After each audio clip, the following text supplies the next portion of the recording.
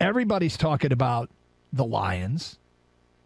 They just smacked Minnesota, who was trying to clinch a division championship. And yeah, playoffs are in play. They're now a fixture on the graphic. And people are talking about how the Giants, ice cold. Seahawks lost to Carolina at home yesterday, which was twofold. Helped the Rams draft pick stay good, and knocked the Seahawks down a peg. They need to lose 2 games still. But that was this season. Number 1 pick. Need to replace the coach. Owner coming out and endorsing. And look, his catchphrase, and if you're watching on Twitch, you've seen Kang's hat today. His catchphrase, it's all about grit, right? Well, when is grit and toughness and culture really measured? When you're 1-6, but haven't cashed out on the season, that's measuring culture and grit. When you're 6-1, it's easy. Grit is measured when things get tough, right? Grit is measured when it's not going well. When it's going well, we can all operate in that environment, from the toughest of us to the softest of us. When things are going well, you don't have to be mentally strong. I mean, there are different challenges, but when you're 1-6, that to me is when grit is measured, toughness is measured, culture is measured.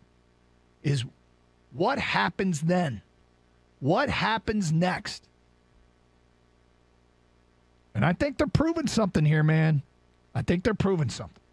They're absolutely proving something. And when they were 1-6, yes, you question whether you have the right coach or not. You question if you have the right quarterback or not. You question if ownership should believe in this direction that they're supposed to be put in, right? Yep.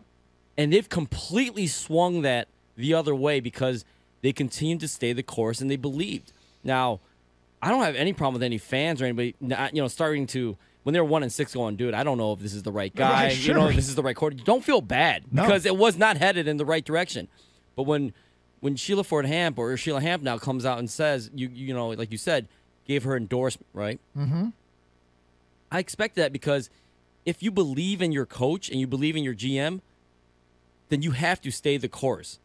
You know, the results weren't there, but they believed everything they were doing, and if they just kept following through and sticking through it and showing the grit that Dan Campbell preaches, the results will come, right? Yep. And they've come.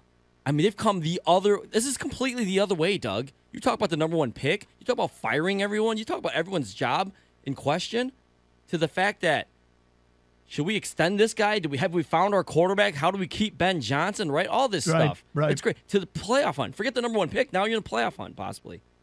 So, yeah, things have swung big time, man. It really is a testament to Dan Campbell that he kept this team playing hard. And, you know, people say, oh, they should. Look, the previous Lions teams haven't. Okay? Previous Lions teams haven't. So measuring this group against that group, those groups, they were 1-6. And, I mean, I think we can say with great conviction that they never gave up, and they believed in this coach and this staff. 248-539-9797. With that said, a ton of work to be done still if they are going to make the playoffs, which is in play. They've put it firmly in play.